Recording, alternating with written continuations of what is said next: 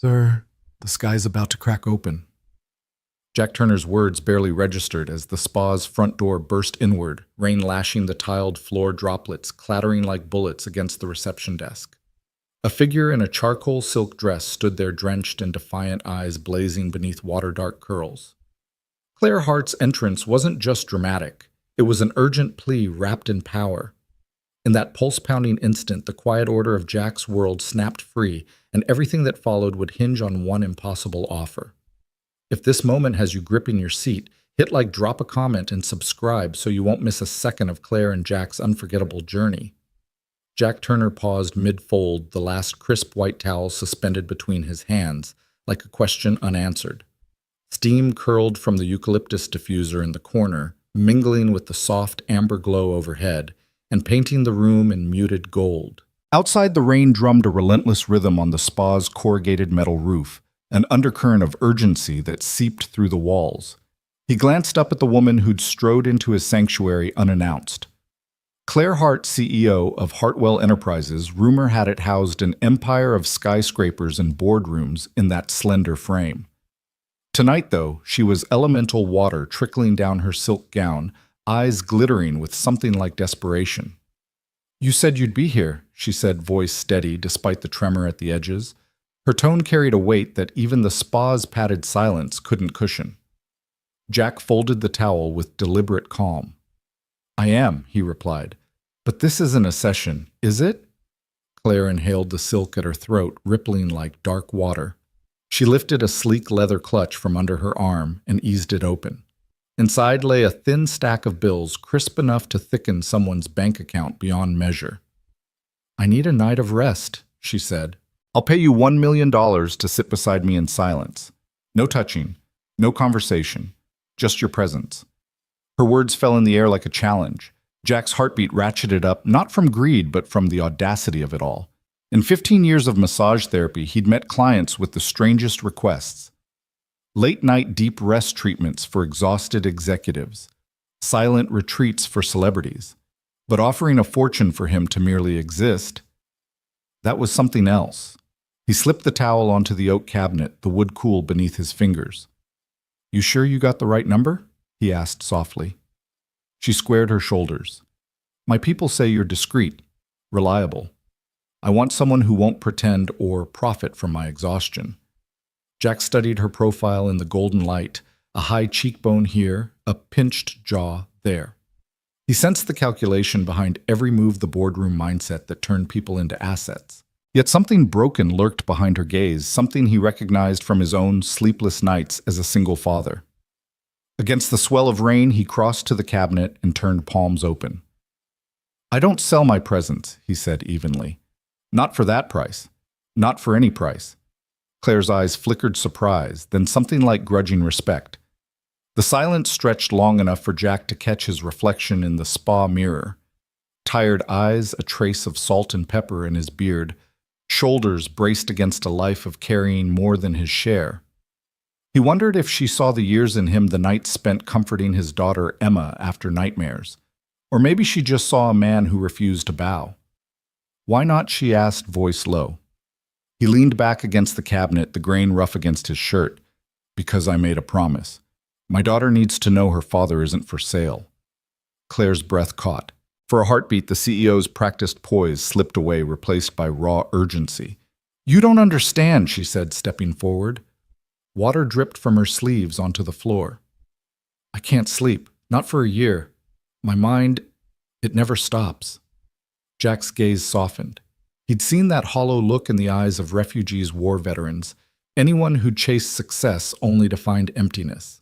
He wanted to tell her that silence wasn't a commodity, it was a sanctuary. But he'd learned long ago that silence spoke loudest when left unbroken.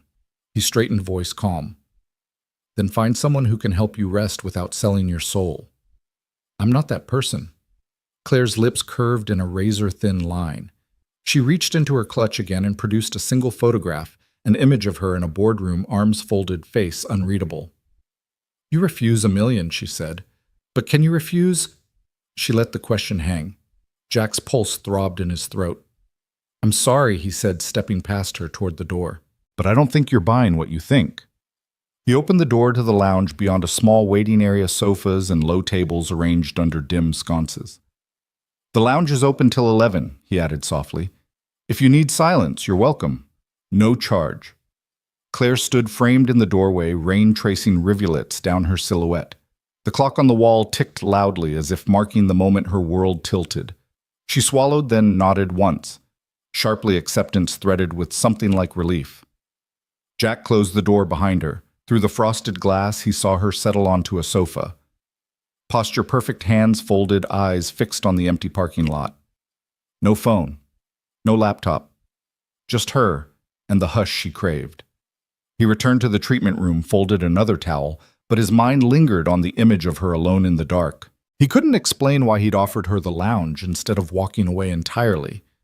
Maybe because he recognized a desperate need that money couldn't touch. Outside, the rain eased into a steady patter. Inside, the spa's lights glowed warm, harboring a fragile peace. Jack finished his chore, then paused at the spa entrance. He pressed his hand against the cool glass and whispered, "Sleep well." He turned away before she could reply. In that measured act, no grand gesture, no fanfare. He sealed an unspoken pact. She wouldn't buy his silence tonight, but she'd find something far more elusive, a man who believed in rest enough to share it freely. And so under the amber light and the lullaby of rain, their story began not with wealth or coercion, but with a single unwavering no. Claire Hart woke before dawn the next morning, her silk gown damp against the memory of last night's rain. Outside, a pale gray light seeped through the lounge window, turning the steam from her shoulders into mist that hovered in the hush. She sat very still, as if movement might shatter the fragile calm that had settled around her, a calm she had never before allowed herself to feel. She glanced at the empty chair beside her and felt its absence like a physical ache. Jack Turner's refusal and unexpected kindness replayed in her mind, no demand, no performance, just an offer of genuine rest. That simple gesture, offered without an agenda, had cracked open something in her armor. Claire rose and smoothed the folds of her dress, reluctantly accepting that she couldn't simply leave this place behind. She walked slowly to the treatment room door, hand resting on the frame, and hesitated. The amber glow still pulsed warmly within, casting gentle shadows across the tidy cabinets, and soothing scents of eucalyptus and lavender. A place so ordinary, so unremarkable, and yet so utterly alien to her world of skyscrapers and steel. Jack was already there, folding fresh towels with the same deliberate care as the night before. When he looked up, his eyes held no judgment, only quiet acknowledgement. Claire realized it was the first time in years someone had looked at her without assessing the power she wielded. "Good morning," Jack said, voice low and neutral. The steam from the diffuser curled around him, framing his silhouette like a halo of simplicity. "Good morning," she replied, unable to mask the tremor in her tone. She stepped into the room, the overhead lights casting a soft glow on the lines of his face, the hint of fatigue at his jaw. He wore a faded gray polo and well-worn jeans, his clothes as unpretentious as his manner. Claire swallowed. "Thank you. For last night." She paused, shifting her weight. "For the blanket." Jack set the towel down and nodded. He didn't offer to explain. It wasn't his way. Silence stretched between them, not uncomfortable this time, but rich with possibility. I've never been here before," she admitted, gesturing around the room. "I've never let anyone see me like that. Just exhausted." Jack reached for a fresh towel and began the slow rhythmic folds that had become a kind of meditation for him. "Most people bring their phones or their laptops," he said quietly. "They multitask. They pretend even when they're tired." Claire's gaze dropped to her shoes. Pretend, she echoed, voice barely above the hush. "I've been pretending for so long that I forgot what it felt like not to." Jack folded the towel into a small square, then placed it atop a stack with precise care. "You don't have to pretend here," he said. "This place, it's real. No facades." Claire closed her eyes, letting the words settle. She thought of the boardrooms where she commanded respect, where every smile and nod was a transaction, a performance choreographed to maintain an image. Here, among the beige walls and diffused steam, her title meant nothing. She was simply a woman who couldn't sleep. She lifted her head, her eyes meeting his. "Why are you telling me this?" she asked, voice gentle but firm. "Why not just walk away?" Jack paused as if choosing his next words with the same care he folded his towels. "Because I've been where you are," he said. "I've chased things that didn't fill me up. I've watched money buy everything except what matters most." He looked out the window at the gray dawn, and I know what a person needs when they can't sleep, someone who doesn't expect anything in return. Claire studied him, her analytical mind racing to categorize this man whose life should have been defined by struggle, but instead exuded contentment. She saw a man who built his home with his own hands, who traded prestige for peace, who measured success by his daughter's laughter, rather than a bottom line. "How did you learn that?" she asked, surprised by her own curiosity. He smiled a brief wry curve that crinkled the corners of his eyes. "My daughter," he said simply. "Emma once told me she was proud of my hands because they fix things and I could feel what people needed." He tilted his head. "When money can't fix you, you learn to see what really does." Claire felt something shift inside her, a recognition that all her wealth had never given her that kind of clarity. She wanted to reach out to touch his arm, but hesitated, remembering his rules: no touching unless it meant something real. Instead, she crossed the room and stood before him, her presence filling the space. "I don't know how to stop pretending," she confessed. "I've built everything on performance. If I let go, who am I?" Jack folded the last towel, then set it aside. He turned to face her fully. "You're not the performances you've given the world," he said. "You're someone who deserves rest, who deserves truth. You're someone who deserves to be seen without armor, without expectations." A single tear slipped down Claire's cheek. She brushed it away, chastising herself for the vulnerability, yet grateful for the release. For the first time in years, she let herself feel something other than ambition or fear. She felt hope. Without a word, Jack stepped forward and offered her a plain white spa robe from the cabinet. "Put this on," he said softly. "Then meet me in the lounge. I'll make you a cup of tea." Claire took the robe in her trembling hands. It felt impossibly soft, a tactile promise of something new. She nodded, once turned, and slipped into the lounge, the hem brushing the carpet like a gentle invitation. Jack followed silently, carrying a steaming teapot and 2 mismatched mugs he must have fetched from somewhere in the back. He poured the amber liquid and handed one mug to her. The warmth seeped into her palms, steadying her. They sat side by side on the worn leather sofa, the morning light pooling on the floor. Outside, the rain had stopped, leaving the parking lot glazed like a mirror. Neither spoke. They simply existed in the quiet communion of shared silence. Finally, Claire took a tentative sip of the tea. Its mild sweetness and subtle mint wove around her senses, anchoring her in the present. She set the mug down and exhaled a sound that carried the weight of sleepless nights and endless board meetings. "Thank you," she said, looking at him with a sincerity that needed no embellishment. "For this, for your words, for your silence." Jack offered a small nod, eyes kind. "Rest well," he replied. "And remember, silence isn't empty. It's full of everything you've been too busy to feel." Claire sat back watching him, this man who had shown her that authenticity was more valuable than any paycheck. In the soft morning glow, she realized that their worlds might be different, but their needs were the same. She needed to learn how to be human again, and he needed someone to remind him why he'd chosen this life. As the light brightened and the city beyond the windows woke to another day, Claire felt a flicker of courage. She picked up her mug and took another sip, allowing herself to be present in a way she never had. In that moment, she knew the clash of their worlds was not a barrier, but a bridge, one that would lead her toward a rest she'd long forgotten was possible. Claire's heart awoke to the soft hum of the diffuser, the rhythmic hiss of eucalyptus-scented steam curling into the early morning air like a whispered lullaby. Her eyelids fluttered open against the muted glow of the lounge's wall sconces, and for a moment she lay still, drinking in the unfamiliar comfort of the moment.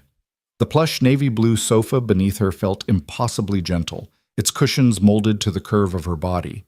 The beige walls and simple wooden cabinet in the corner stood witness to a simplicity she had once dismissed as inconsequential. But tonight, in her exhaustion, it felt like sanctuary. She didn't remember drifting off, only recalling the weight of her own mind, relentless plans, board meetings, fractal spreadsheets, until it finally surrendered in the hush of the spa.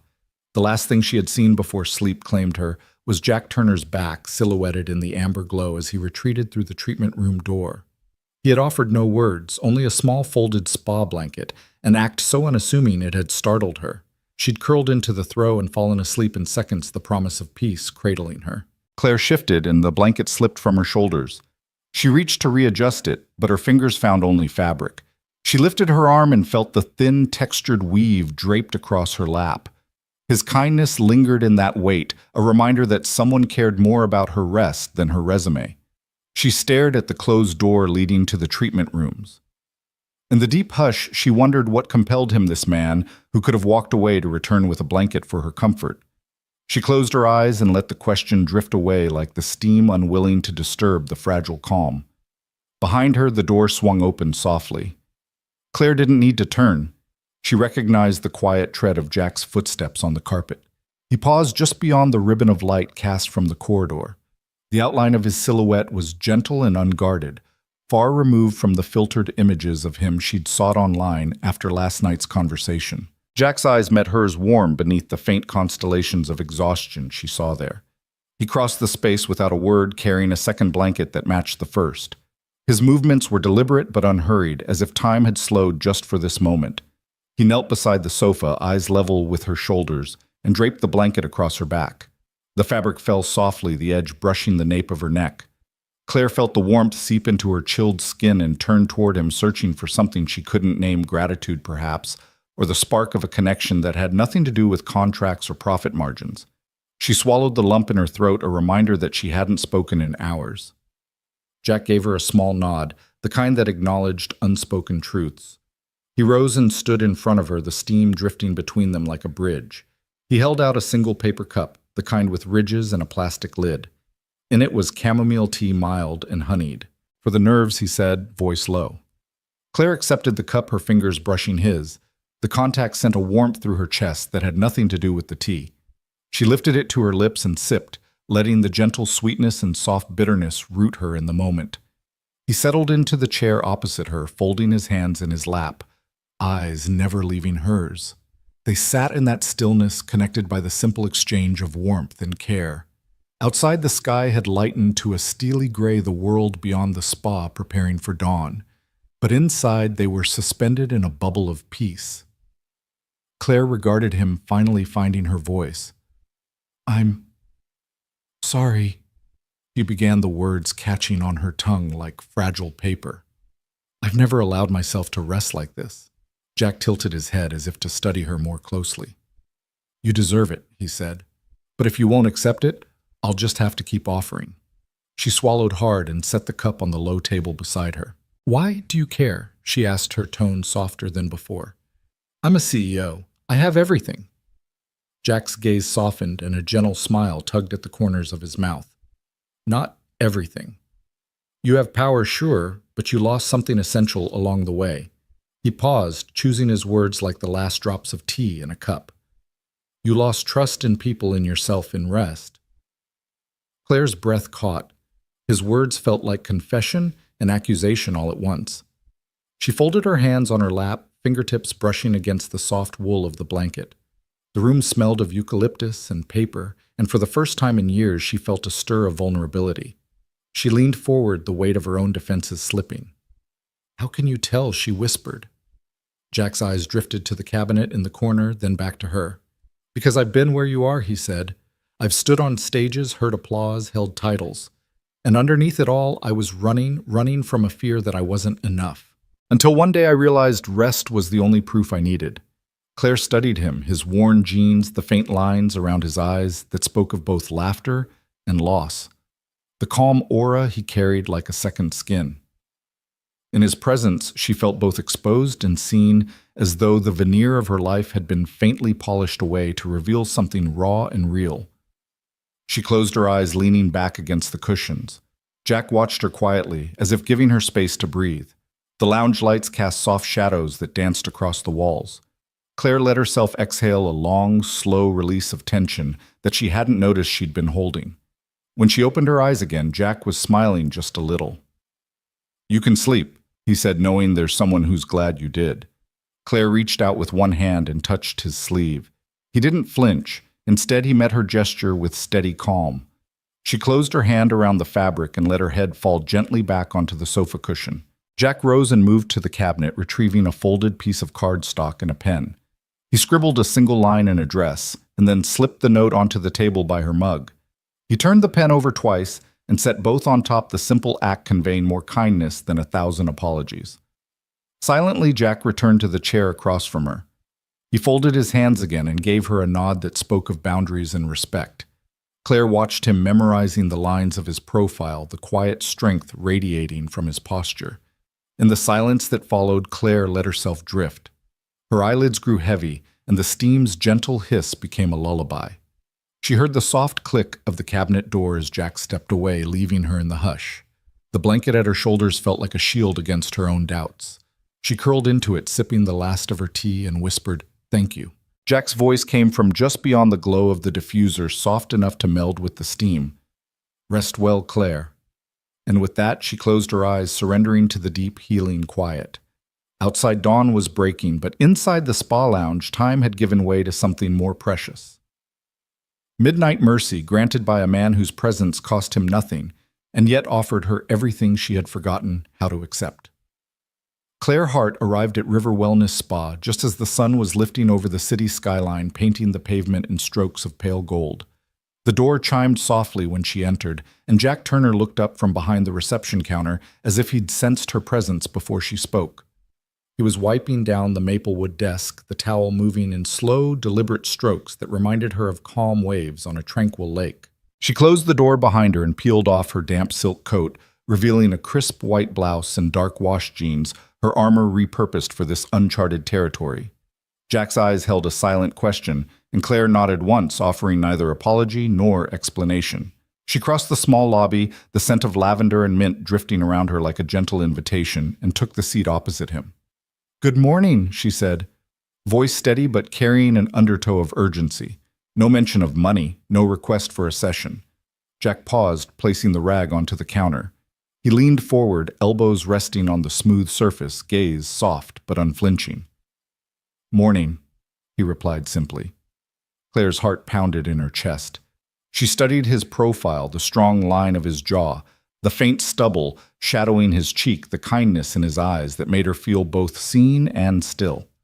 She took a breath and met his gaze. "I came back," she said. "Not for a treatment." Jack nodded as though that made perfect sense. "I didn't expect you to return," he said quietly. She leaned back, folding her hands in her lap. "Why wouldn't I? I need answers." He watched her intently as though weighing every word she might speak. The spa's muted light filtered through frosted glass panels, casting a soft glow that splayed across the room in gentle patterns. "I want to know," Claire continued, "why you won't accept my money." Jack's gaze drifted to the steam rising from the diffuser behind him, mingling with the afternoon air in lazy spirals. He turned back to her, voice calm. "I told you last night I don't sell my presence." Claire pressed her fingertips into the palms of her hands, collecting courage in the silence.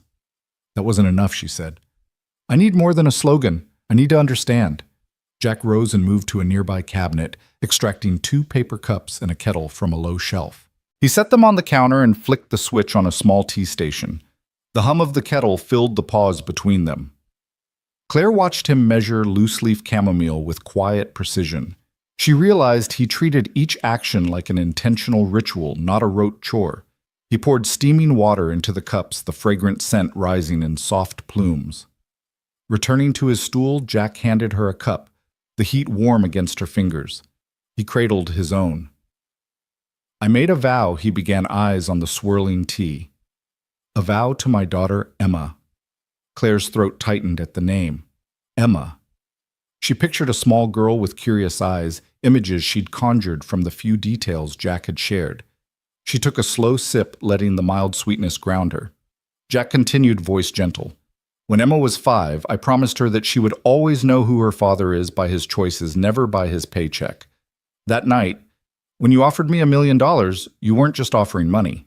You were offering a price for my silence and a chance potentially for her to think her dad could be bought." Claire felt her chest constrict. She folded her cup into her palms, aware of its fragility. "I didn't think of it that way," she whispered. "I thought I was helping you." Jack tilted his head, studying her face. I know you did, he said slowly, but help comes in many forms. Your money could have fixed 1,000 problems except the one you couldn't buy, rest that comes from trust. Claire studied the rim of her cup. She remembered the cold steel of boardroom tables, the glint of investors' eyes measuring her worth, the forced smiles in corporate gala photographs. She wondered when she had last felt trust, real trust, between two people unfiltered. She glanced up at Jack, voice raw. I've never had that kind of help, she admitted. I've always solved my problems with resources and leverage. I was raised to believe vulnerability was a liability. Jack listened, expression open. When she finished, he set his cup on the counter and stood. He gestured toward the spa entrance. Walk with me, he offered. Claire rose, following him through the frosted doors into the spa's inner corridor. The treatment rooms lay quiet. Doors closed, lights off, as though the world beyond had paused out of respect. They walked side by side, footsteps muffled on the plush carpet. Jack stopped at a door marked Aroma Room and turned to her. I want you to see something, he said, letting the door swing inward. Inside the walls were painted a deep, calming green. Soft rugs lay atop the floor, and aromatic diffusers lined the shelves, each labeled with a simple intention, letting go deep sleep quiet. Mind. A single chaise lounge sat in the center, its linen upholstery pristine. Claire stepped inside and ran her fingers along the chaise's edge. It was straightforward, functional, but it exuded a serenity that her penthouse suite had never known. She inhaled deeply, the scent of lavender and sage enveloping her. Jack watched her quietly, then spoke. This room exists because people pay me to guide them through silence, to hold space for their unrest. But you don't need a guided silence. You need someone who doesn't expect a production. Claire turned to him, eyes glistening. And you? What do you expect? Jack stepped closer, lowering his gaze to meet hers. I expect nothing, he said simply, except maybe that you'd let yourself rest again. Claire closed her eyes, the weight of his words pressing into her like rain on thirsty soil. She felt tears slip down her cheeks, not from sadness, but from relief that someone understood her deepest exhaustion. When she opened her eyes, she saw Jack's gentle smile. Thank you, she whispered, voice thick, for showing me. He nodded, then held out his hand. Come back tomorrow, he said softly. No charge. No promises. Just rest. Claire placed her trembling hand in his. In that simple grasp, a gesture without transaction, she felt the fragile threads of her defenses begin to unwind. Outside, the city pulsed with its usual rhythm, but inside the spa's quiet corridor, time seemed to slow, honoring the space they'd created. She nodded once, firm. I'll be here, she replied. Jack released her hand and stepped back, letting her find her way. Claire lingered for a moment, breathing in the stillness of the aroma room before turning to leave. As she crossed the lobby, she glimpsed his silhouette behind the reception desk, watching her go with a look that was neither pity nor judgment, but something far rarer, genuine warmth. Outside, the sun had climbed higher, warming the pavement. Claire paused at the door, her hand on the handle, and allowed herself a small, unguarded smile. She felt something unfamiliar, stirring the quiet flutter of hope that maybe, just maybe, she could learn to rest, not as a transaction, but as a human being deserving of care. With that thought, she stepped into the morning light, the invitation hanging between them like an unspoken promise of change. And for the first time in her life, Claire Hart walked away, not with a deal to close, but with the intention to return. Claire found herself settling into one of the 2 leather chairs positioned beside the frosted window in the spa's quiet consultation room. The pale morning light seeped through the glass, painting soft stripes across the plush carpet. Jack sat opposite her, legs, crossed, hands folded neatly in his lap, the silence between them gentle rather than heavy. She clutched the arms of the chair, noticing for the first time how her fingertips itched with the need to do something, anything, to maintain control. But here control was a foreign concept. Here she was just Claire Hart, no CEO, no headlines, no quarterly reports. The room smelled faintly of sandalwood and steamed linen. Outside, the city hummed awake, but in here the air held a different rhythm, one that moved at the pace of breath and heartbeat. Claire exhaled slowly, her spine stiff and straight, in a posture she'd honed over decades. I've spent my life proving I'm strong, she began, voice low, as if confessing a secret. In boardrooms, at galas, in front of cameras. Every move has been calculated to show that I'm unbreakable. She felt the lie in her own words, even as she spoke them, unbreakable. The word echoed in her mind, and she realized how heavy it had become, the weight of a title she'd worn like armor since her 20s. That armor had protected her, yes, but it had also hidden the woman beneath. Jack's gaze never wavered. He waited patient and unhurried, as though he understood fully the cost of revealing vulnerability. She looked at him, searching his expression for judgment. Instead, she saw kindness and something steadier, a sense of solid ground under her words. "It's exhausting," she admitted. "Wearing that armor every day, never letting my guard down. I've forgotten what it feels like to just be." Jack nodded once gently. He leaned forward, elbows resting on his knees, eyes warm. "Doing is easier than being," he said softly. "It gives you a sense of purpose, a way to measure yourself. But sometimes the doing hides a deeper ache." Claire swallowed. She'd read books on leadership that praised relentless action. She'd mentored young executives to climb higher, faster, stronger. Yet here in the glow of the spa's morning light, she felt the truth of his words sink in. The ache was real. She ran a hand through her hair, the silk of her blouse whispering against her wrist. "I don't know who I am without it," she confessed. "Without the boardroom, without the applause, without the titles." He sat back, considering. Then he reached to the small wooden table between them and picked up a smooth pebble, a tactile tool he sometimes used to ground anxious clients. He turned it in his palm, feeling its weight. When he looked back at her, he held it out. "Here," he said, placing the pebble gently in her hand. "This is a reminder that you exist beyond performance. It's just a rock, but it can't be bought or sold. It has no other purpose than to be itself." Claire turned the pebble over its cool surface, cool against her skin. "It's simple," she murmured. "I've forgotten how to appreciate simple things." Jack smiled, a small knowing curve. "Some things like peace can't be bought. They must be earned." The words settled between them like a blessing. Claire closed her eyes, letting the simplicity of the moment wash over her. She thought of the cold boardroom tables she'd sat behind, the clink of crystal glasses at charity galas, the endless emails that had become her world. All of it had felt necessary, but none of it had ever felt like peace. She looked at Jack again, really looked, and saw the lines of his face softened by compassion. She saw the man who had traded prestige for pancakes with his daughter, who measured his worth by laughter rather than profit margins. She saw someone who had earned his peace through honest choices. Claire pressed the pebble into her palm, curling her fingers around it. The weight grounded her in the moment, reminding her that she too deserved to be more than her achievements. She took a breath, the first deep inhale she could remember taking without a plan attached. "I don't know how to earn peace," she whispered. "I don't even know what that looks like for me." Jack rose and moved to the cabinet at the far end of the room. He retrieved a small glass jar filled with smooth river stones, each one a different shape, a different shade of gray. He returned and placed the jar on the table. "Pick one," he invited. "Each stone can represent something you want to reclaim. Rest, honesty, presence, whatever you need." Claire hesitated, then dipped her hand into the jar. Her fingers brushed across several until she settled on one that fit snugly in her palm, its surface mottled and warm. She held it up, studying the patterns etched by time. "This one," she said, meeting Jack's eyes. "This feels like hope."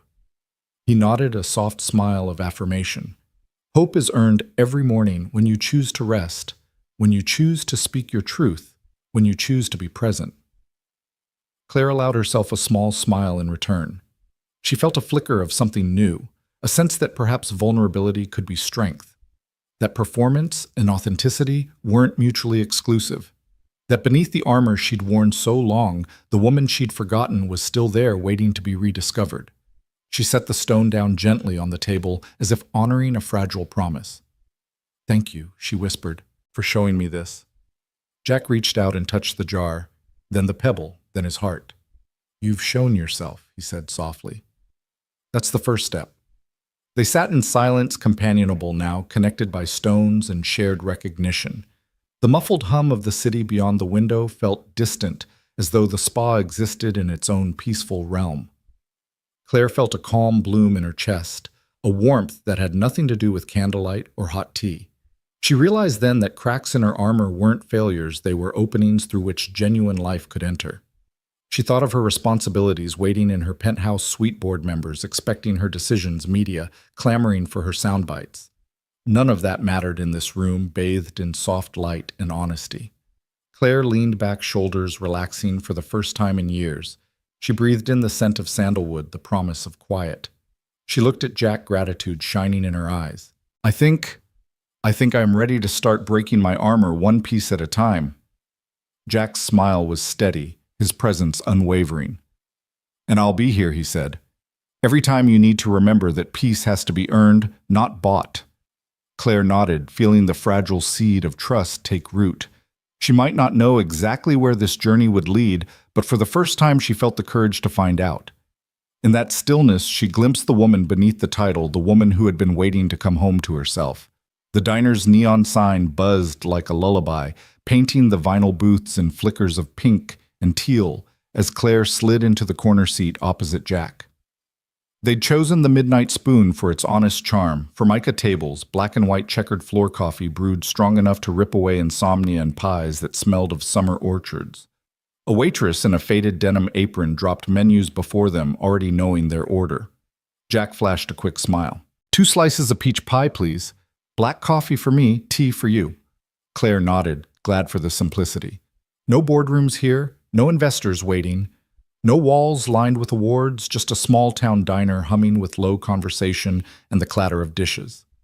She settled back against the booth, the leather cool against her silk blouse, and watched Jack take in the familiar scene with a contented ease.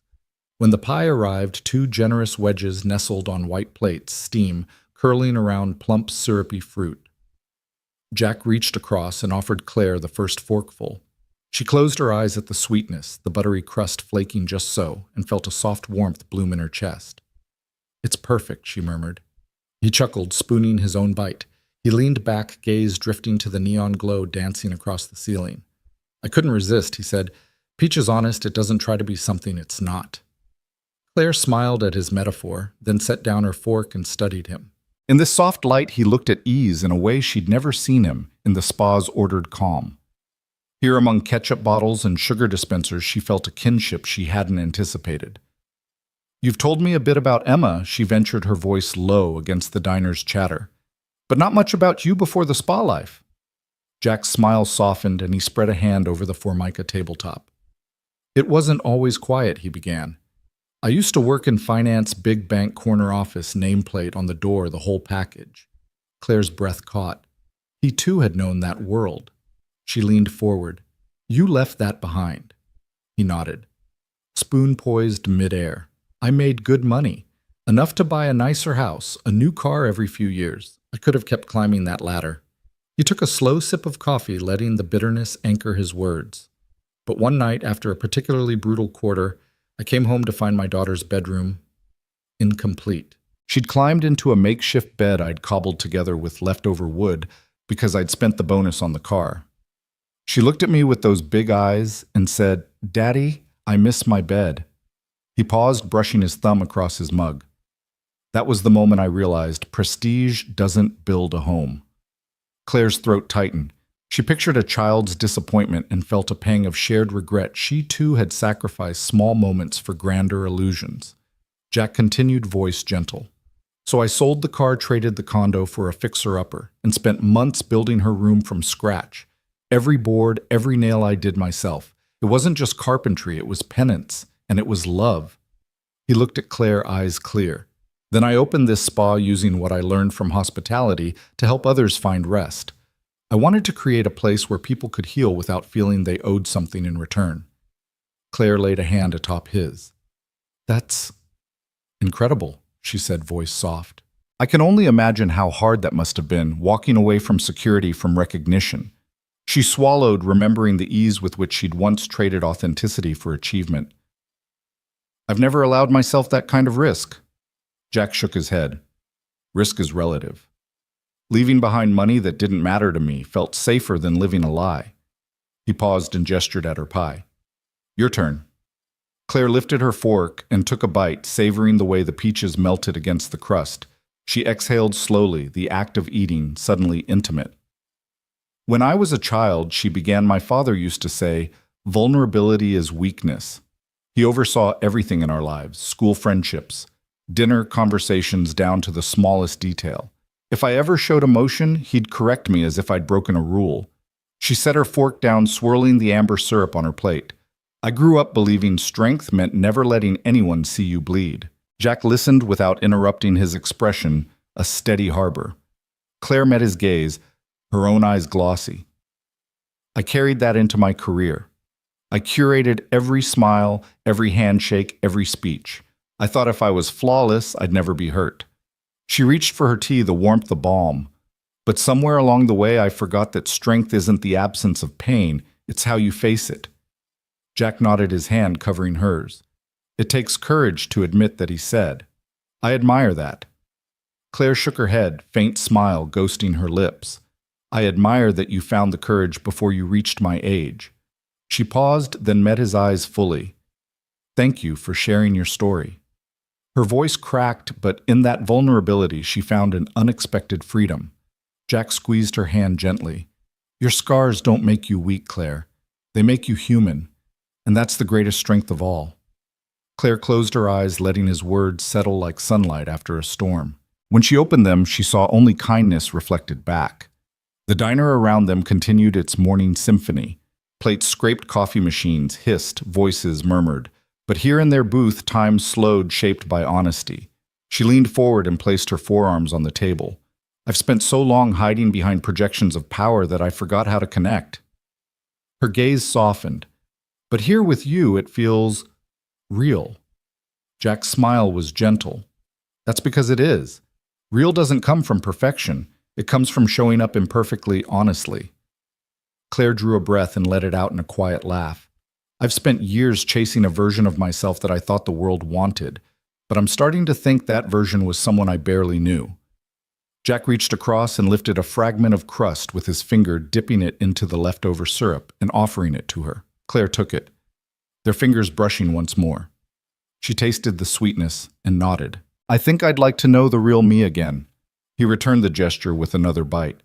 And I'm here to remind you, he said, that you're worth more than any title.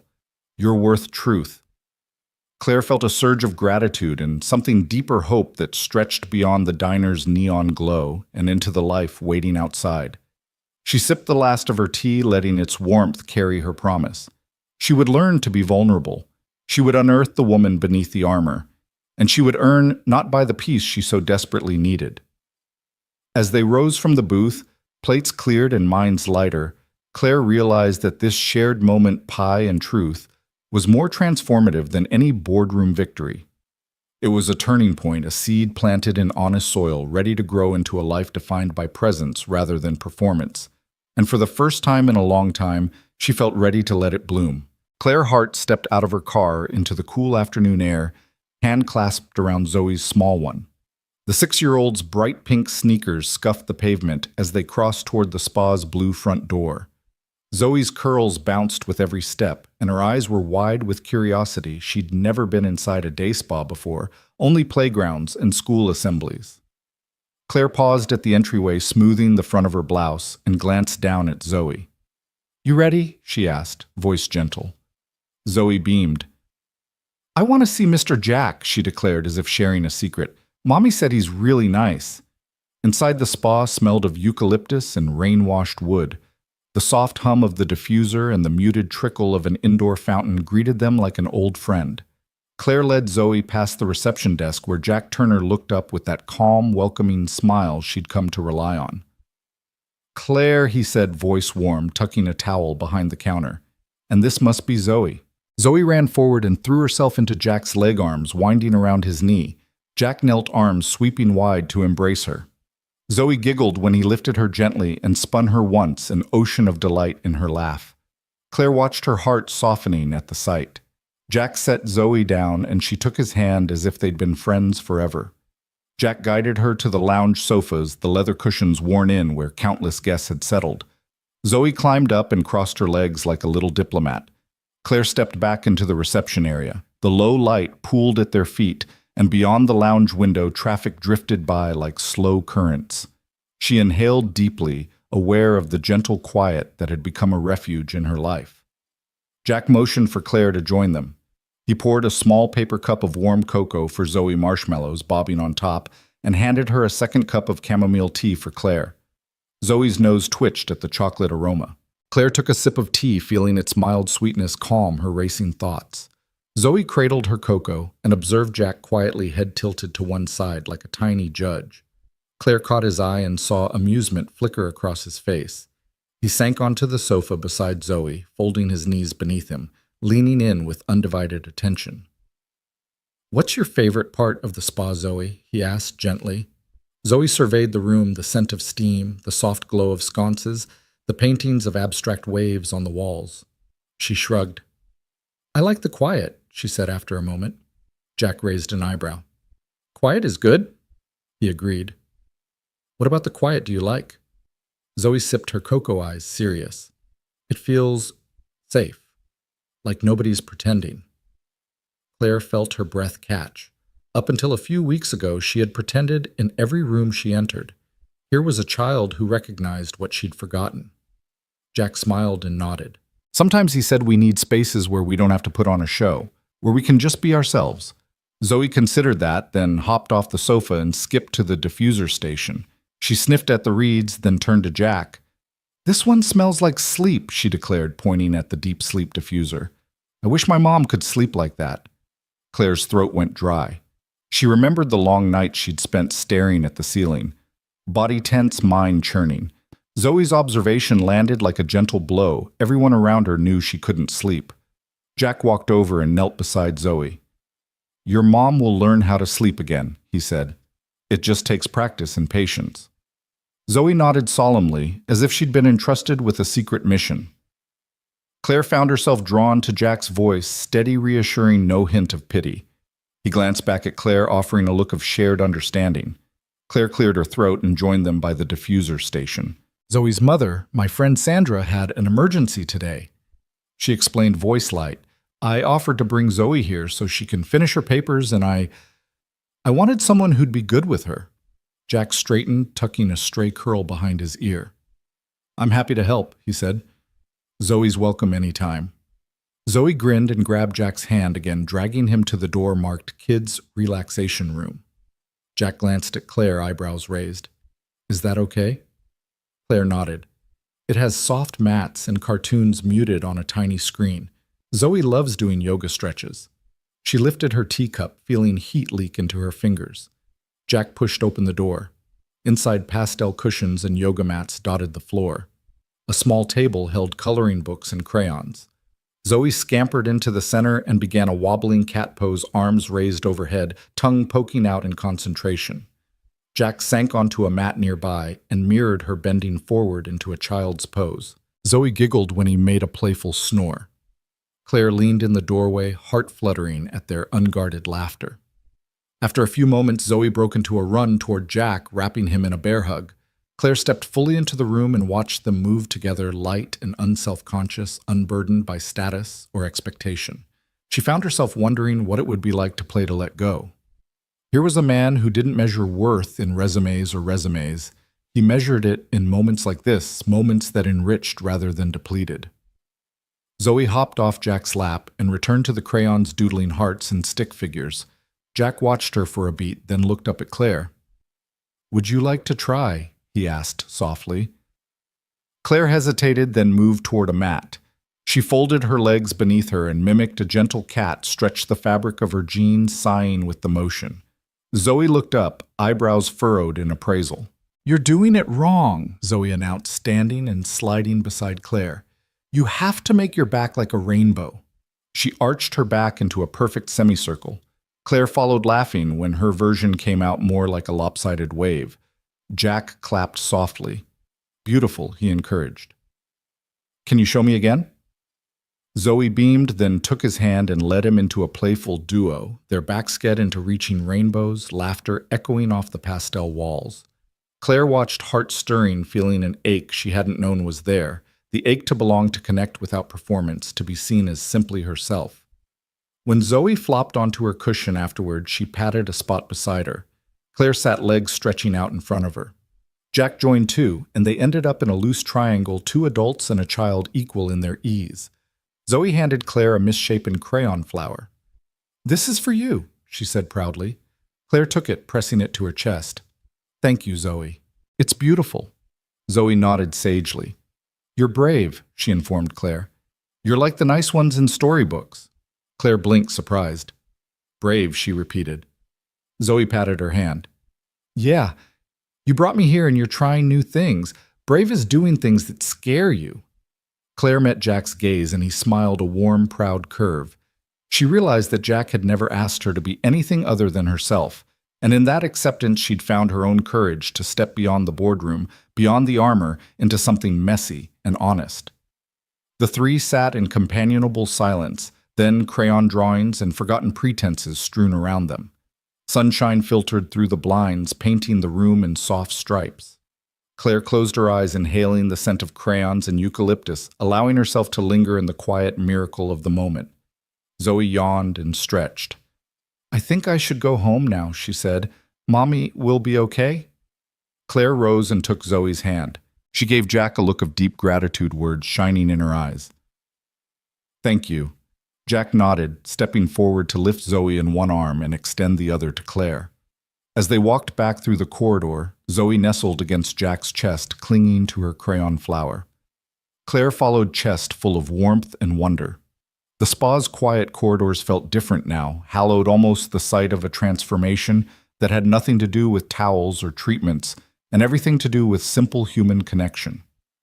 In that child's insight, what superheroes wish they could be, Claire glimpsed the kind of hero she wanted to become, one whose strength lay not in power, but in presence, not in performance, but in compassion, not in unbreakability, but in the courage to be vulnerable and true. And as they stepped into the sunlit lobby, Claire knew that this gift, this moment, would linger far longer than any boardroom triumph ever could. Jack's home felt like stepping into a memory. The living room was modest and lived in a worn leather couch, patched with a crocheted throw bookshelves lined with dog-eared novels and framed photos, and a fire crackling low in the stone hearth. Outside dusk draped the pines in indigo shadows, but inside the light was soft lamps glowing in corners, the kitchen clock ticking with a steady promise. Claire sank into the couch's gentle curve, the wool blanket Jack had given her at their first midnight meeting wrapped around her shoulders. The scent of simmering chicken and herbs curled through the room, and Jack stood at the counter stirring a pot with the careful attention of a man who found solace in the everyday ritual of cooking. Almost ready, he called over his shoulder, voice warm. Claire watched him leaning forward to catch a glimpse of Emma's drawings pinned above the stove stick figures dancing around a small house, each labeled in uneven letters. She smiled. Here was the life he had chosen, simple and honest, anchored in love. Jack ladled stew into two deep bowls and placed one in front of Claire on the low coffee table. The steam rose in gentle spirals, carrying the earthy scent of rosemary. He sat opposite her, his own bowl balanced on his lap, and they ate in companionable silence for a moment, spoonfuls punctuating the quiet. Claire set down her spoon and met his gaze. "You said once that fear of failing Emma drove you to leave everything behind," she began softly. "I want to understand that." Jack inhaled slowly, eyes on the flickering fire. "When Emma was born, I thought I knew what love meant. Then I watched her grow every milestone, you know, first words, first steps. I followed her every move with pride. But then there were nights I was too busy, too tired, or too far away to tuck her in." He paused and his spoon hovered midair.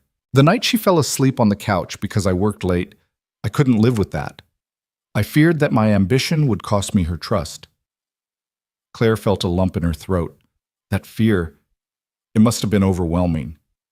He nodded, eyes reflective. "It was. I realized I had to choose prestige or presence. I didn't know how to do both." He brushed his hand across his jaw. "So I chose her."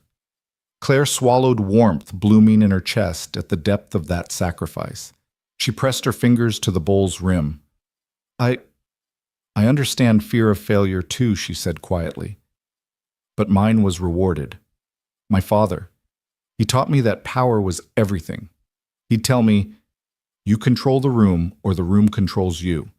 Never let them see your fear.'" Jack listened, spoon resting in his lap. Claire closed her eyes and remembered her childhood home, marble floors, hushed hallways. Her father's voice coldly precise as he lectured her on stock options and merger strategies. He groomed me to be his successor, she continued. I learned to perform strength because vulnerability meant weakness. But I never learned how to mourn, how to be broken, how to let someone in when I hurt. She paused, mind drifting to the night she'd cried herself to sleep in her penthouse, the city lights mocking her loneliness. I thought strength meant carrying every burden alone, she whispered. Until I met you. Jack leaned forward, elbows on his knees, gaze earnest. No one should carry everything alone. We need others to share the weight. Claire met his eyes, tears glistening. She felt walls she'd spent decades building beginning to crumble. I never let anyone share the weight, she admitted. And then I got good at pretending I didn't feel it. Jack set down his bowl and moved to kneel before her on the hearth's stone edge, warming his hands by the glow. Showing pain doesn't diminish strength, he said softly. It reveals it. Claire studied his face illuminated by the fire. Unspoken empathy shone in his eyes, a mirror to her own fears. She placed a hand on his shoulder. Thank you, she said, voice raw, for giving me permission to be human. He offered a small smile. Permission you already had.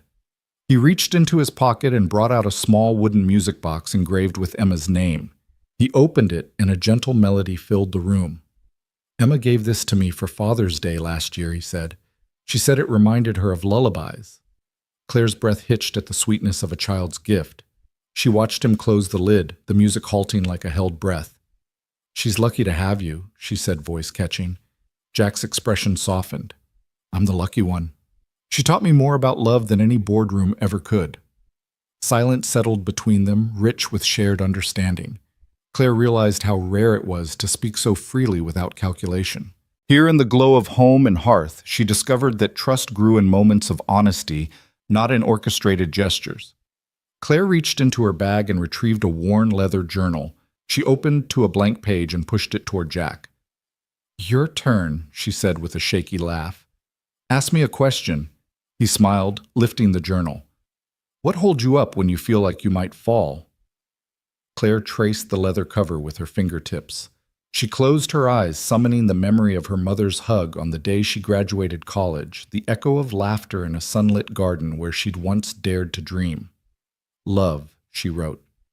The right kind of love. The kind that doesn't demand perfection. Jack read the words and nodded. That's brave. Claire opened her eyes. I'm learning, she said, that walls kept me safe, but they also kept me lonely. Jack reached out and took her hand. We're here, he said, to help each other come down from those walls. Claire let her hand rest in his warmth, spreading through her fingers. She felt the fragile trust they'd woven in quiet evenings, a tapestry of confessions, kindness, and shared scars. The fire crackled, sending sparks dancing into the hearth, and Claire realized that in revealing her wounds she had found a way to heal. As the clock ticked softly and the stew cooled between their bowls, Claire closed her journal and leaned back, shoulder to shoulder with Jack. Outside the pines whispered in the night breeze, and inside 2 hearts sat open, no longer armor-clad, but tender and alive.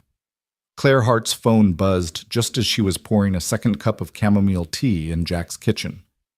The late evening quiet wrapped around them like a blanket, and for a moment she hesitated, her thumb hovering over the screen, reluctant to break the calm. The caller ID read board office, and she felt a flutter of dread. Jack's eyes met hers across the counter, concern softening his features. She pressed accept, and her heartbeat hammered in her ears as Charles's voice slithered through the line. Good evening, Claire, he said, smooth and cold. I trust you received my little reminder. Claire's pulse quickened. What do you mean? A slow chuckle. The photo. Claire, your board has seen it. You and your massage therapist. Quite the scandal. Don't think they'll wait long before asking questions about your judgment, both personal and professional. He hung up before she could respond, leaving her staring at the blank screen as if it had betrayed her. Jack stepped closer, wrapping a hand around her shoulder. She exhaled, voice tight. He's leaked that photo from the spa lounge. They're already talking about a vote of no confidence. Jack squeezed her arm. You don't have to face this alone. Claire turned eyes glistening.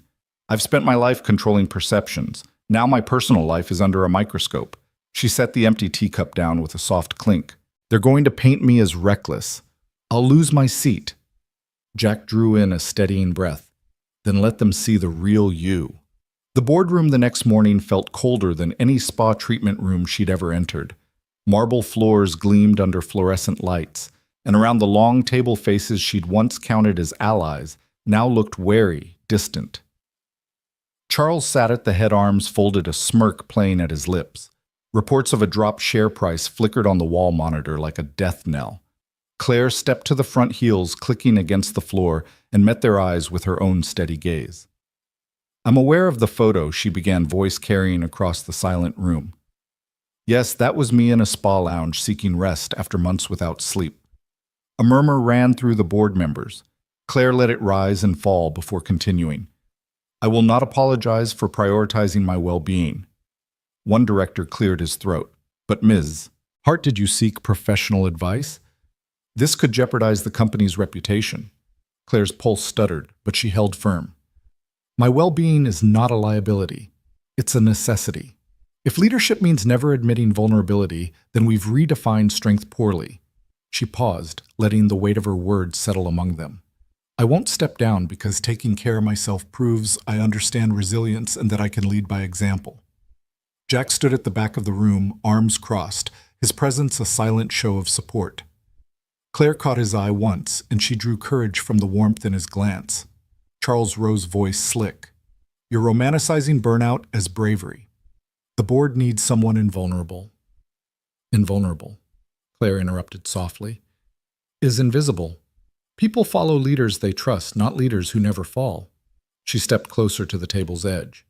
We've weathered market dips before. We'll weather this too. I'm not hiding behind a facade. I'm owning my humanity, and I expect nothing less from the teams I lead. Silence swallowed the room. Then one by one nods appeared. The CFO cleared his throat. I respect your transparency, Claire. Another director added, if this reflects a culture of authenticity, I'm all for it. Even Charles's smirk had faded, replaced by a tense tightening of his jaw. Later, Claire and Jack emerged from the building into the bright morning sunlight. Reporters swarmed like bees, cameras clicking. Claire squared her shoulders and raised a hand in a gentle wave. Jack slipped beside her, offering a steadying presence. A microphone thrust forward, and she inhaled deeply. Good morning. I'm Claire Hart, CEO of Hartwell Enterprises. Yesterday, a private moment of mine was shared without my consent. I won't hide it or pretend it didn't happen. What happened was real. What matters is what we do next. She let her gaze sweep over the lenses and recorders. I've learned that strength grows from honesty. I'm not walking away from this role. I'm here fully present, fully human, and fully committed to our shared future. The press corps erupted into questions, but Claire answered each with the same quiet confidence. Jack stood just behind her, nodding when she thanked a reporter and listening when she promised a follow-up interview about employee wellness initiatives. When the microphones finally lowered, Jack slipped an arm around her. You were brilliant, he murmured. Claire leaned into him, relief mingling with resolve. Thank you for standing by me, he pressed a kiss to her temple. Always. And now they see what I saw all along, a woman who leads with integrity, not illusions. As the crowd dispersed and she climbed into the car, waiting to take her home, Claire knew the board's whispers had changed. They no longer spoke of scandal or weakness, but of a leader who refused to hide. In owning her story, she had protected her legacy and shown that true power lies in transparency, not control.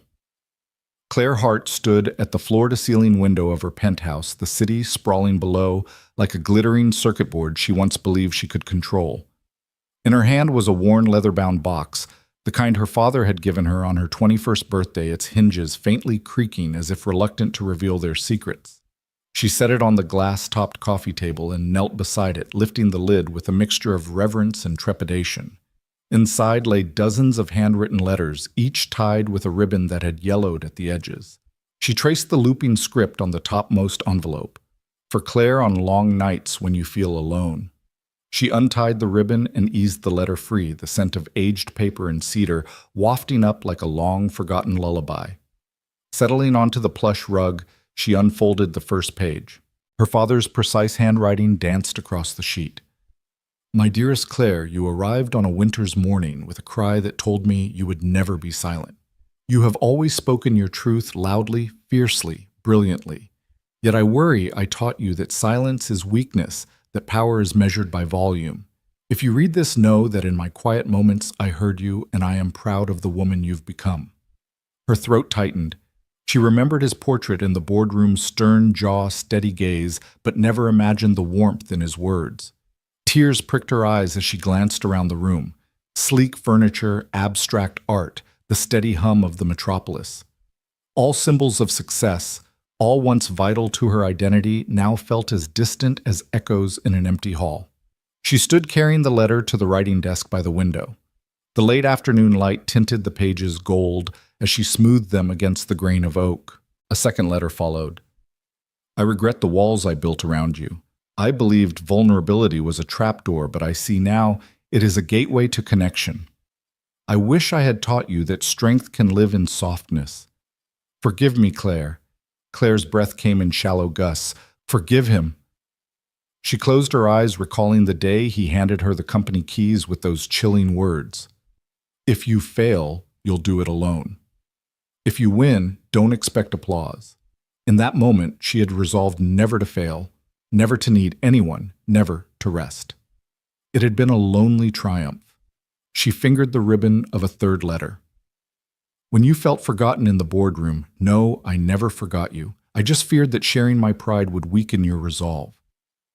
Now I see that love is not a liability, it is the greatest asset. Claire let out a sob she hadn't welcomed in years. The walls around her heart, erected brick by brick under his tutelage, were crumbling at last. She sank to the desk chair, clutching the letters to her chest, and closed her eyes, letting her father's voice bridge the chasm between past mistakes and future possibilities. Minutes passed in heavy silence. Then Claire reached for her laptop, its screen dark until she tapped a key. The familiar login faded into a blank document. She began to type, her fingers hesitating at first, then gaining momentum. I have spent my life chasing what I believed mattered: titles, wealth, influence. Yet every accolade has reminded me how hollow success feels without purpose. My father's letters have shown me that legacy is not built on balance sheets, but on hearts touched and lives changed. She paused, staring at the blinking cursor. The penthouse, the symbol of her triumphs, no longer felt like home. It was an island where she measured worth by numbers and metrics. But beyond its walls was a world of real needs. Parents up late, wondering how to feed their children, innovators with big dreams and no capital. People like Jack Turner, who traded boardrooms for bedrooms built with love. Claire's fingers danced again, laying out a vision. Tomorrow I launch the Hartwell Foundation for Single Parents and Dreamers. We will provide grants to parents juggling work and childcare, mentorship to those reclaiming their lives, and resources to entrepreneurs with vision but no safety net. We will honor the courage of those who dare to be vulnerable and celebrate strength born of compassion. Each word felt like the promise of a new beginning. She looked up at the city lights beginning to flicker on windows, alight with countless human stories. She whispered to herself, this is what matters. A soft knock on the doorframe pulled her from her reverie. Jack stood there holding 2 mugs of chamomile tea. His gaze was tender, aware of the weight she carried. He set a mug beside her keyboard and slid onto the arm of the desk chair, careful not to crowd her space. What are you working on? He asked, his voice a quiet anchor. Claire pointed to her screen. I'm renouncing the CEO spotlight. She said, her voice trembling with conviction. I'm founding something that matters. Something rooted in the lessons my father failed to teach, but which I refuse to forget. Jack read the words, eyes bright with pride. A foundation, he said, tasting the phrase. For people like Emma and Zoe, and families who need a chance. She nodded, tears in her eyes. I want to make sure no one feels the loneliness I felt. I want to fund small dreams before they fade under the weight of expectations. I want to build spaces where people can rest without judgment, where they can learn that strength and vulnerability are partners, not enemies. Jack reached out and brushed a strand of hair from her face. That's the most powerful thing I've ever heard you say, he murmured. We need that world, Claire. I know I do. She leaned into him, warmth blooming in her chest. You taught me that real strength is earned, not bought. Now I want to help others earn theirs. He wrapped an arm around her shoulders, and she rested her head against his. Together they sipped their tea in companionable silence, the hum of the city below, now a gentle reminder of all the lives they might touch. Claire returned to her keyboard and drafted the first official statement. The Hartwell Foundation is committed to redefining success by investing in the resilience of single parents and aspiring changemakers. We believe that by nurturing vulnerability and community, we can forge a legacy of compassion and opportunity that outshines any corporate achievement. She formatted the text and set it to send first thing in the morning, imagining the impact of that announcement on lives waiting to be recognized. She closed her eyes, picturing Emma's laughter, Zoe's wide-eyed wonder, and the countless others who might find hope in a grant or mentorship. When she opened them, Jack was watching her with a soft smile. "You're going to change everything," he said. Claire glanced around her penthouse, its sleek surfaces and expensive art reframed by her new purpose. She felt a fierce joy more vivid than any boardroom victory. "I hope so," she replied. "But I know this is just the beginning." Jack kissed the top of her head, and she closed the laptop, its screen fading to black. She stood and walked to the window, looking out at the cityscape that once defined her worth. Now it felt like a canvas awaiting new stories, stories of resilience, compassion, and second chances. Claire Hart pressed her forehead to the cool glass and took a deep breath, the letters from her father safe in her hand. The city lights danced below, reflecting the spark of something real and lasting in her heart. In that moment, she understood that success wasn't a title to hold, but a life to live, and she was ready to redefine it on her own terms. The evening air was soft and warm, scented with honeysuckle and fresh-cut grass. Overhead, dozens of string lights arched between the pines, their golden glow forming a delicate canopy above Jack's backyard. A mismatched collection of folding chairs ringed the lawn, some painted pastel. Others plain white, each occupied by someone who had watched Claire Hart and Jack Turner's story unfold. There was no red carpet, no marble altar. Instead, a simple wooden arch entwined with wildflowers and eucalyptus twigs marked the spot where they would stand. Claire stepped onto the grass, bare feet brushing against the cool blades.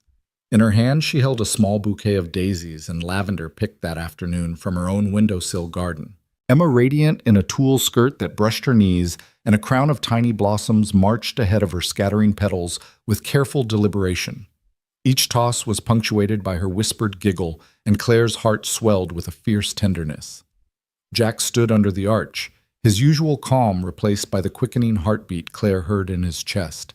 He wore a charcoal linen jacket over a crisp white shirt, no tie, no cufflinks, embracing a simplicity that spoke volumes. As Emma finished her flower girl duties, she ran to Jack's side and slipped one hand into his. He squeezed her small fingers and knelt to brush a loose curl from her forehead. Claire took a steadying breath and approached memories of every quiet conversation and shared confession guiding her steps. The guests rose as she reached Jack, and she settled into the heat of the moment, feeling the glow of lights and eyes shining on them. Jack reached out to tuck a stray strand of hair behind Claire's ear. "You look perfect," he whispered, voice thick with emotion. Claire smiled, her own throat tight. "So do you." They turned to face their small circle of family and friends.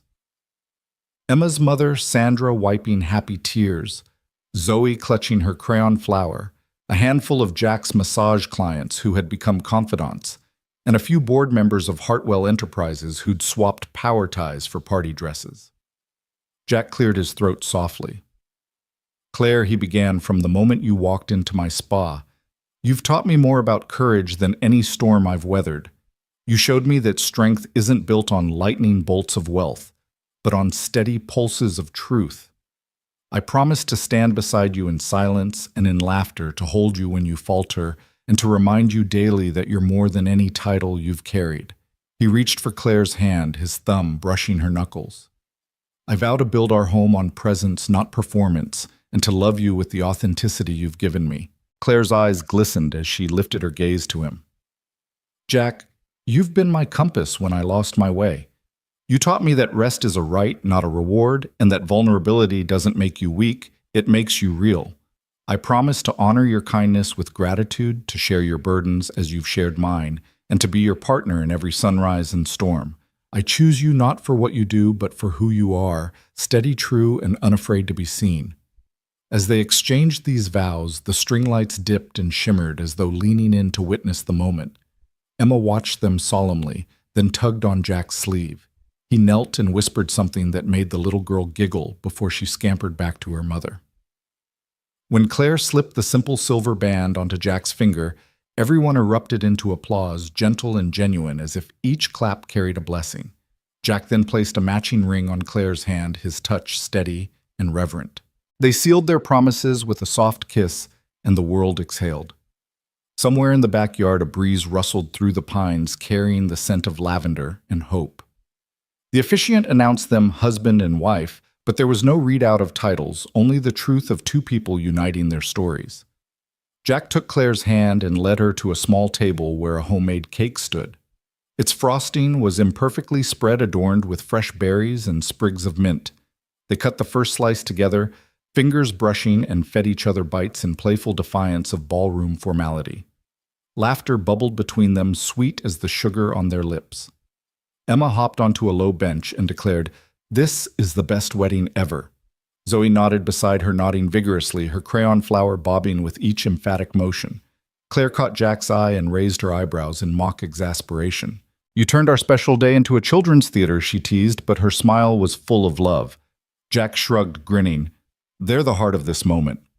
As dusk deepened into a velvet blue, fairy lights twinkled like distant stars. Jack reached into his pocket and pulled out a battered harmonica.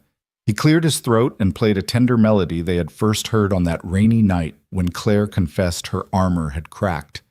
His notes drifted through the trees, weaving around the guests, and Claire pressed her head against his shoulder, feeling the music in her bones. When the last note faded, Jack set the harmonica aside and extended his hand. "May I have this dance?" he asked softly. Claire accepted, rising from the bench.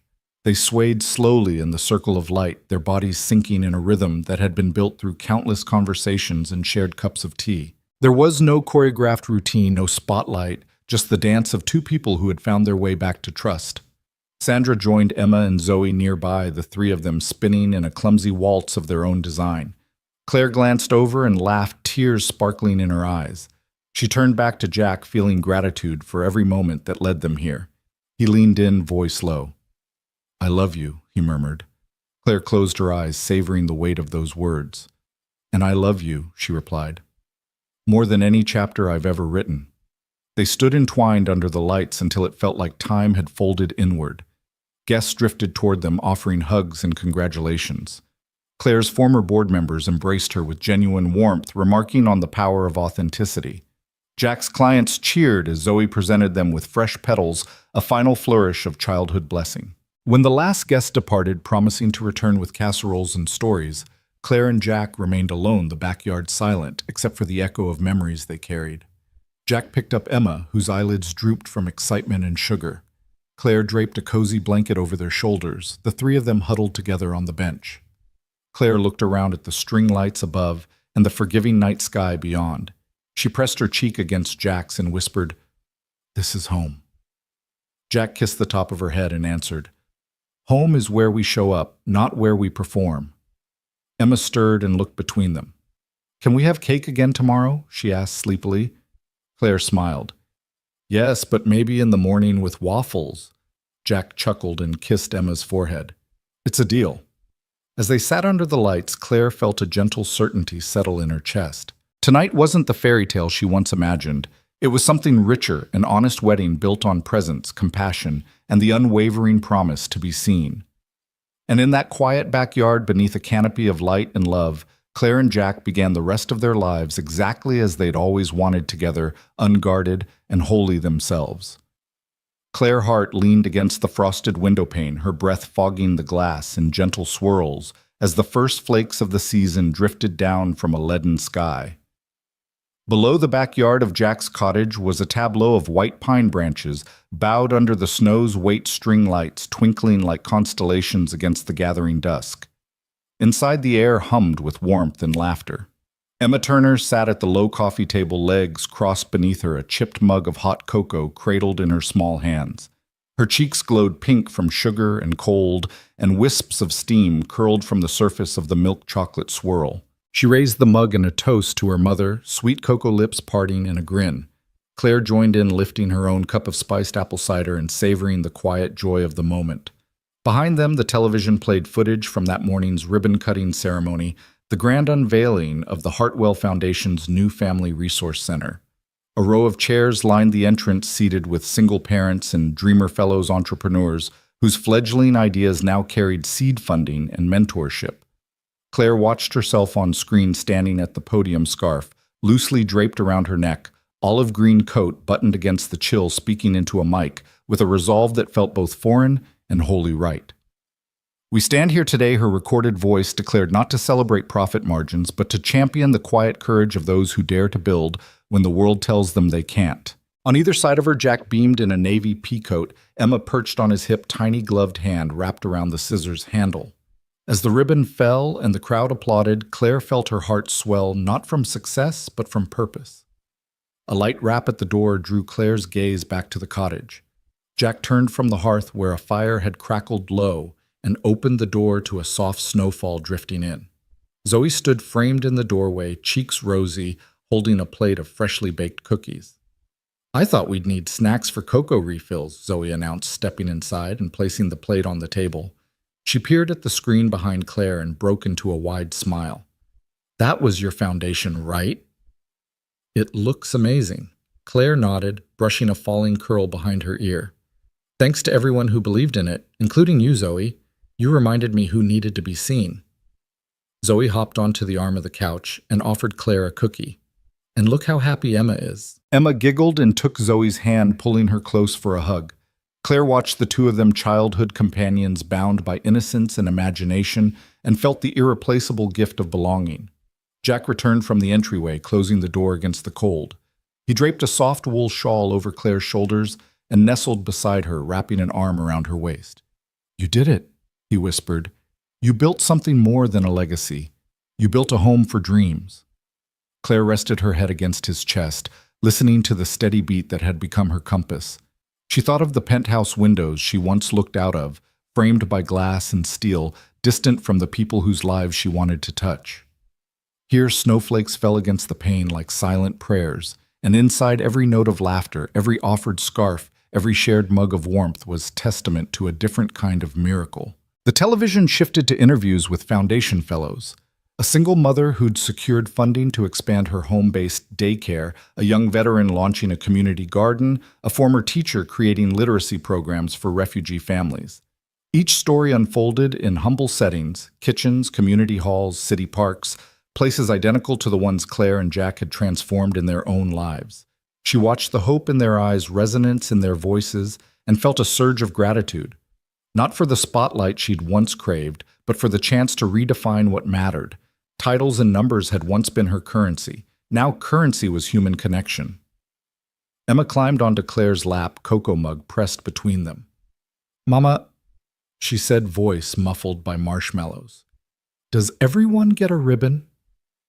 Claire smiled, wrapping her arms around her daughter's small frame.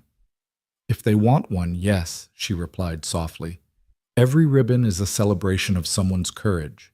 Jack leaned forward, picking up a half-finished cookie. "And what about our ribbon?" he asked, breaking a piece and offering it to Claire. She accepted it, savoring the warmth of ginger and sugar, and pressed a kiss to his cheek. "Our ribbon is now everywhere," she said. "In every center we open, every life we touch. It's woven into the stories of single parents who find community and dreamers who learn that vulnerability can be a bridge, not a barrier." Zoe hopped off the couch and tugged on Claire's sleeve. "Can I come back tomorrow? I want to help with more cookies."